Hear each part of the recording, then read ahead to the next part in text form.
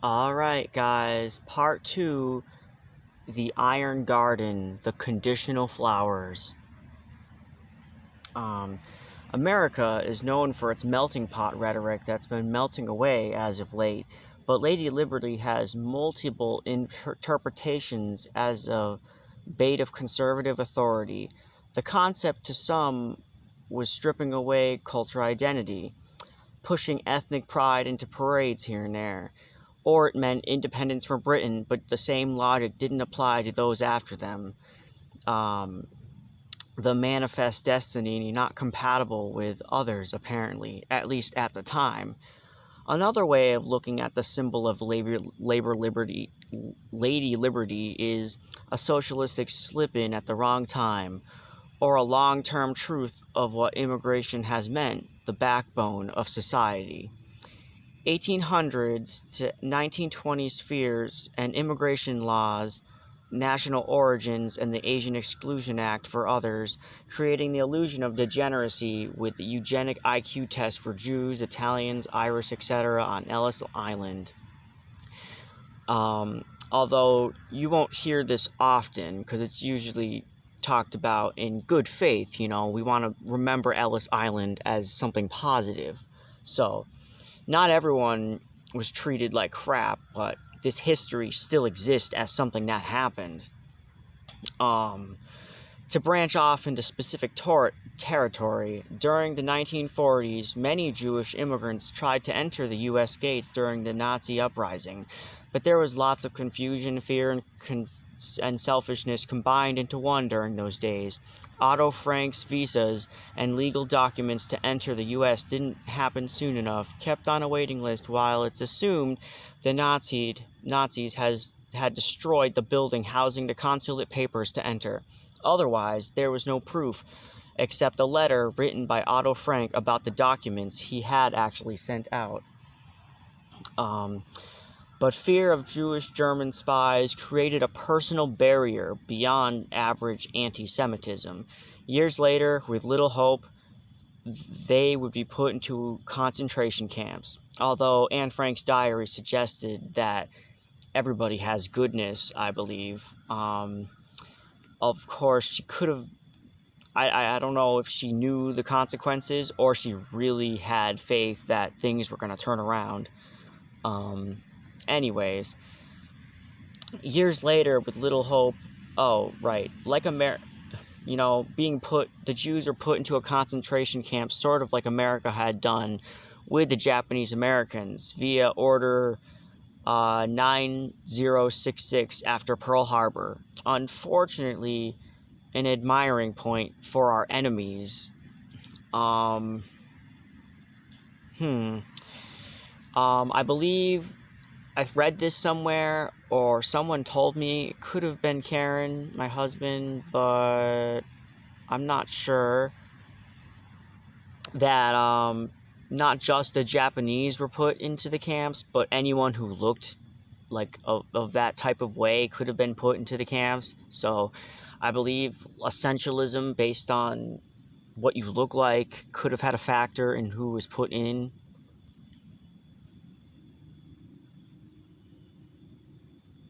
Anyways,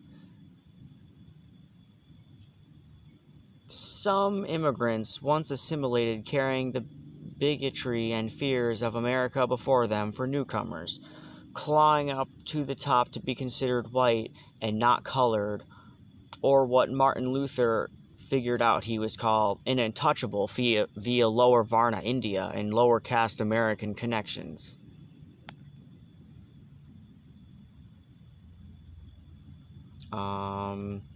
Colonization, settling people outside and inward, engineering the caste system into a more toxic concept, the fear of the human garden with a biased census, the old guard supply of slave labor becoming obsolete after the abolition, manumissions had a loophole, a new look, slavery with a new name to red lines of symbolic shame. And this entered into the digital age, too, with the housing market, I believe. America eventually had to cater to the public eye. It didn't want mass slavery, death, and sterilization terminology for the greater assimilated masses, so the system didn't know what to do with the old product, from madhouses, clinics, or into the prison. The blood was divided in the hierarchy's minds by one drop at a time, causing the victims of persecution to develop the same sensibility beyond caste bonds. Now, the origin of caste is in my Societal Garden video, so I think that explains the shift from how it used to be perceived and how we use the caste system now. Alright. The blood was divided by their minds, would drop at a time, causing the victims of persecution. Eventually, DNA got us obsessed with their plot, pretending white kind is now a vacant lot. That's all they see. Everyone else is weeds. The whites' economy model is a zero-sum game, or so they claim. These Anglos created the garden with their hoe. That they didn't expect everyone else to turn against them. That they do expect to turn against them. You know, since if you push them, they kind of expect for you to push back. So they set up gates in expectations, you know. But it's probably time to take the Anglo hoe away and create freedom for everyone to stay. Minority and lifestyle everyone, obviously.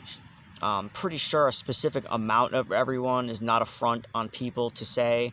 The language is likely not realistic in terms of how society might not see it. But I'm saying anyone to a point of only numbers, not demographic numbers. Because there's always been this focus about what demographics and what the balance is and this, that, and yada yada. And that's actually the natalist web of manifest destiny in the modern age, you know.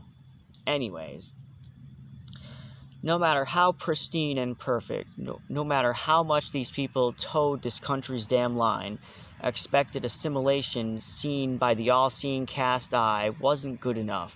For some, it was a dance they performed that the hierarchy clapped and laughed at. Though, we can't forget what immigration has meant for our blood-drenched country, despite all the mockery and rights ripped away. The hierarchy would simply take these words back, but pride was upheld and noticed, as Abraham Lincoln once recognized, quote, "Immigration is a source of national wealth and strength," and Harry Truman acknowledged America leads the free world because, quote, "we are a nation of immigrants." And an Ellis Island statue opened its conceptual arms, stating, "Give me your tired, your poor, your huddled masses yearning to breathe free." This plaque, though, didn't come with the France in the beginning.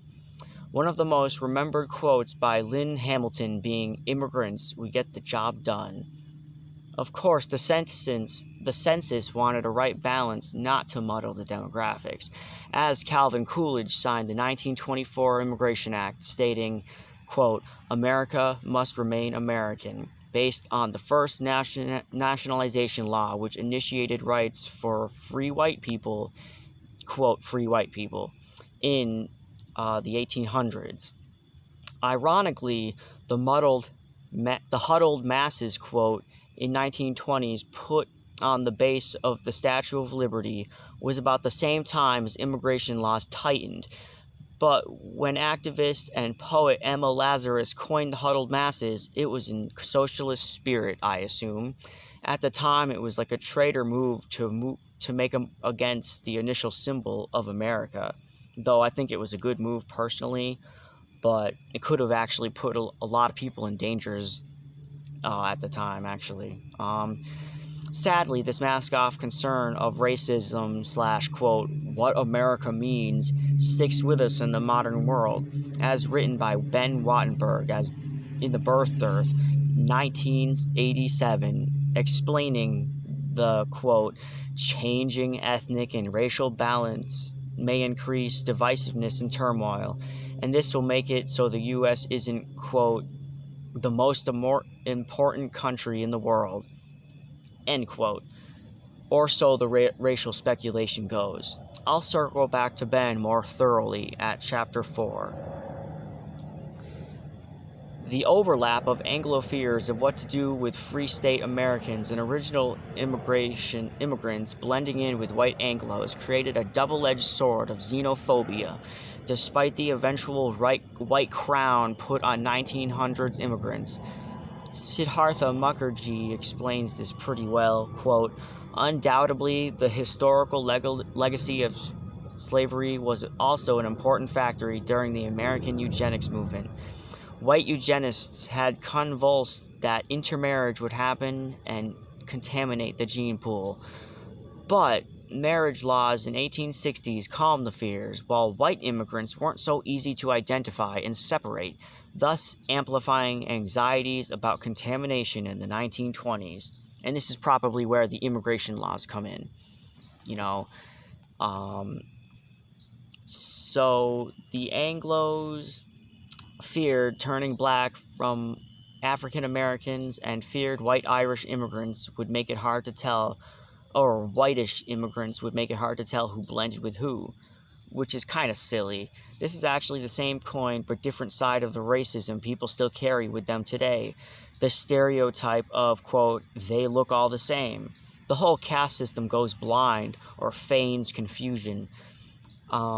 I think the liberal or left side used the, quote, whites are all the same line just to spite the caste system, ironically.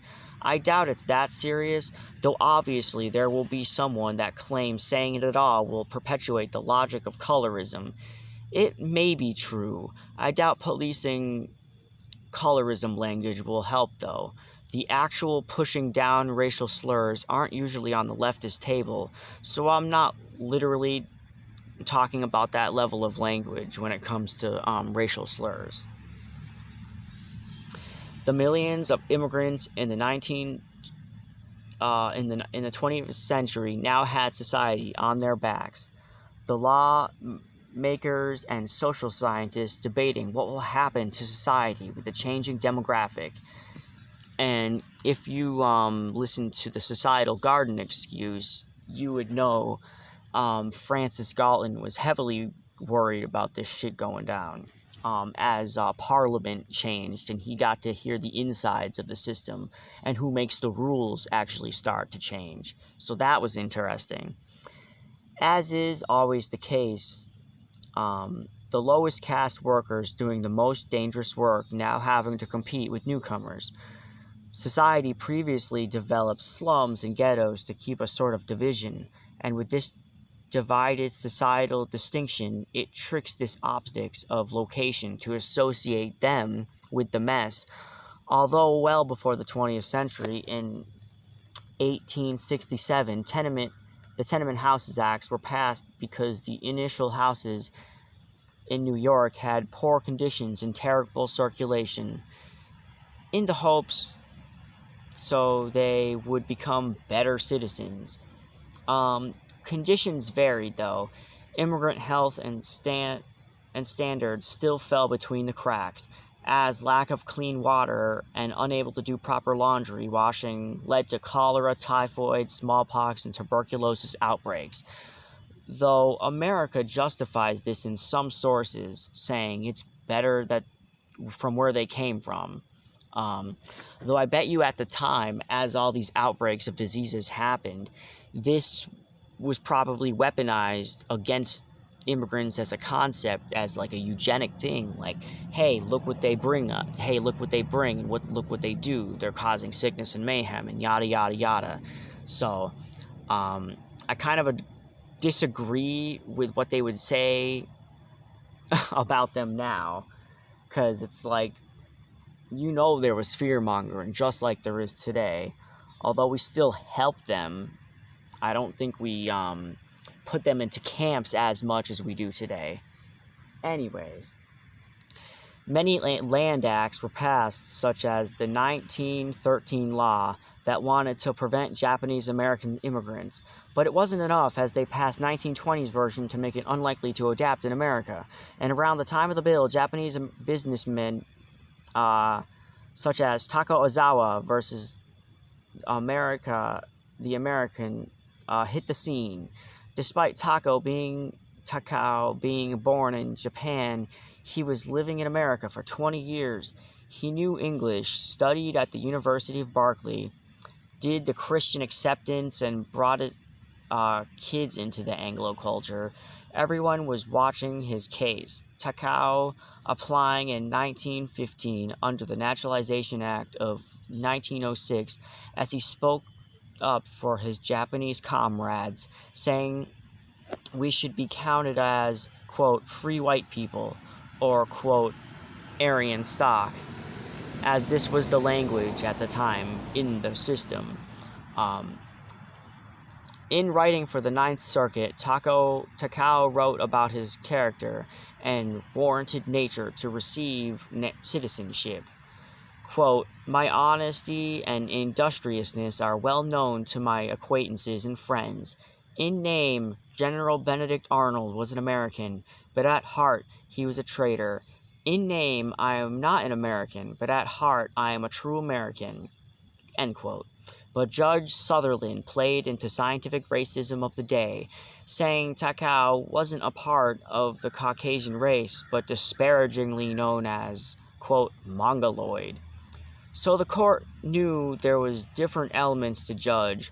Azawa was pale, so they could come off as if it wasn't a race-based thing. The Solicitor General speaks for them, though, quote, it's safe to say classification of the Japanese as a member of the yellow race is a unanimous view. Alright.